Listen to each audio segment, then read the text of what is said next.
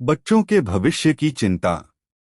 प्रेमानंद जी महाराज प्रवचन करते हैं तो लगता है जैसे जन्म की प्यास बुझ रही है। जीवन का सही अर्थ क्या है ये पता चलता है। महाराज श्री हिट प्रेमानंद जी महाराज के दरबार में आई श्रीमती साधना वाजपेयी जी कहती हैं, राधे राधे महाराज जी, आपके चरणों में प्रणाम। महाराज जी, जब से हम बीमार पड़े हैं तब से मुझे अपने दोनों बच्चों के बारे में सोचकर मृत्यु से बहुत डर लगता है कि माँ का कर्तव्य पूरा कर पाऊंगी या नहीं। प्रेमानंद जी महाराज प्रवचन में कहते हैं, वैसे हम भगवान की कृपा से कभी डरे नहीं। हाँ, सोचना तुम्हारा व्यावहारिक ठीक है लेकिन परमार्थिक ठीक नहीं है। वह अनंत महिमा वाला भगवान पूरी सृष्टि का पालन पोषण कर रहा है, तुम्हारे बच्चों का भी पालन पोषण करेगा। देखो, बचपन से निकले तो 13 वर्ष की अवस्था थी, आज तक वही पालन पोषण करते रहे। ना हमारे खाने की व्यवस्था थी, ना रहने की व्यवस्था थी, ना कोई हमारा मित्र था, ना कोई स्थान। पूरा लंबा जीवन भ्रमण करते रहे। वह परमात्मा ही हर जगह मुझे दुलार करते मिले, सहने का विधान बनाए।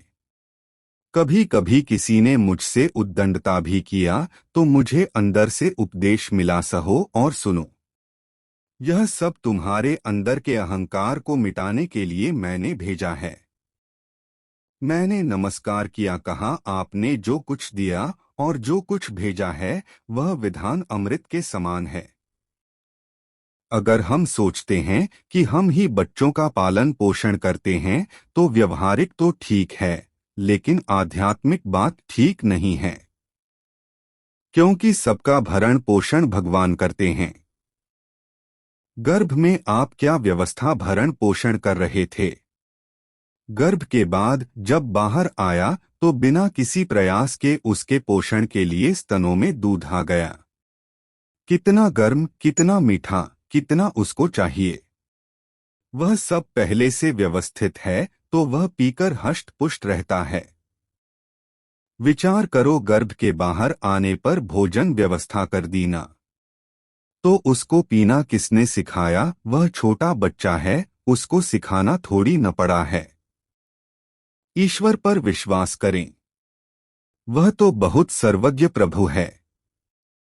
जिस समय जैसी व्यवस्था चाहिए वैसी व्यवस्था की है। विश्वास करो, तुम्हारे ना होने पर भी तुम्हारे बच्चों की वैसी उन्नति, वैसी भरण पोषण जैसा तुम्हारे रहने पर होता है वैसे तुम्हारे ना रहने पर भी प्रभु संभाल लेंगे। और जो दुर्गति होनी होगी वह तुम्हारे होने पर भी हो जाएगा, वह तुम संभाल नहीं पाओगे। जो सद्गति होनी है फिर चाहे उसके विरोध में खड़ी हो जाओगी फिर भी उसकी उन्नति हो जाएगी। एक दृष्टांत हम सुनते हैं यहाँ से। एक ओझा जी थे, वह महाभागवत थे, उनका ब्याह हुआ, एक संतान हुई, पत्नी का प्रसव पीड़ा में बहुत कष्ट होता है।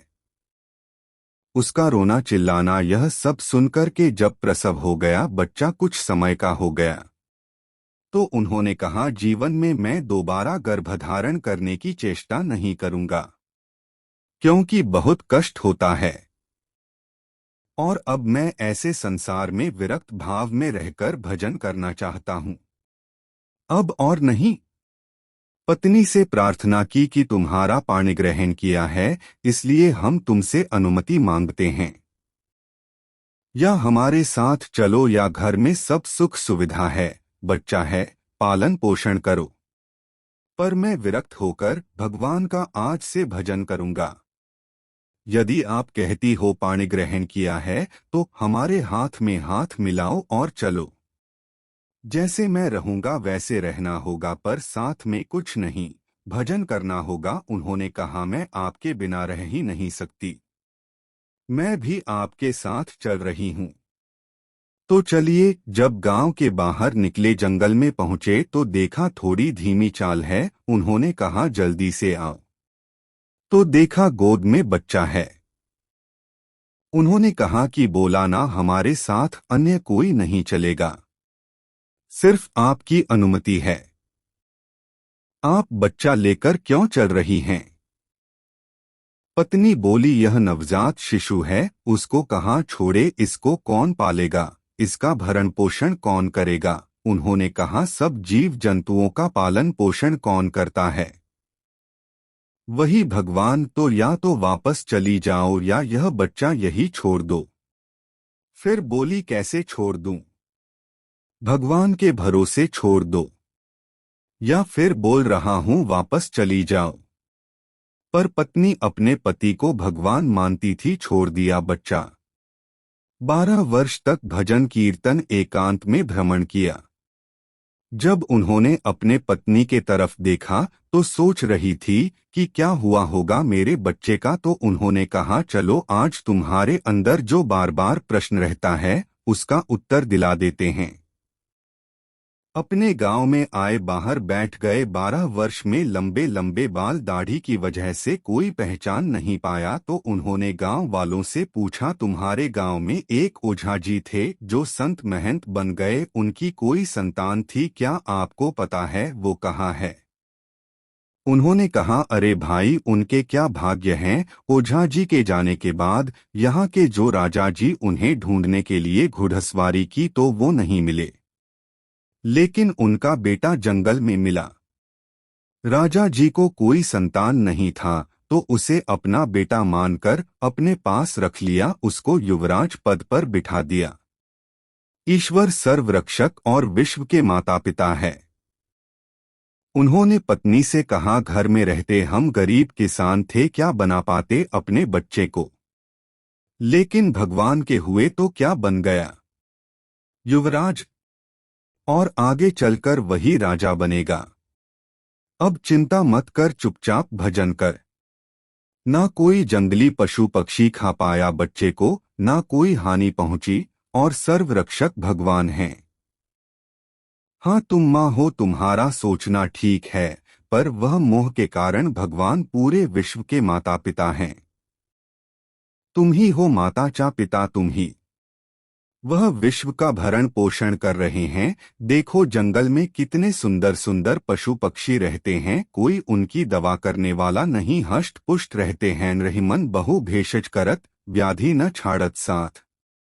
खग मृग बसत अरोग बन, हरि अनाथ के नाथ। उनकी कौन दवा करता है, कौन देखता है? उन्हें तो बस भगवान देखते हैं। तो आपकी संतान को भी भगवान ही देखेंगे, वही भरण पोषण करेंगे। इस बात से डरो मत, भजन परायण रहो। जब तक सांस है तब तक उनकी सेवा करते रहो, और जहां तक तुम्हारी सेवा है संपूर्ण भगवान के चरणों में समर्पित कर दो। भगवान, अब आप देखना, हम तो आपके विधान के अनुसार जा रहे हैं, लेकिन यह जो सेवा है आप संभालना और भगवान उसे संभाल लेंगे। बोलो राधे राधे।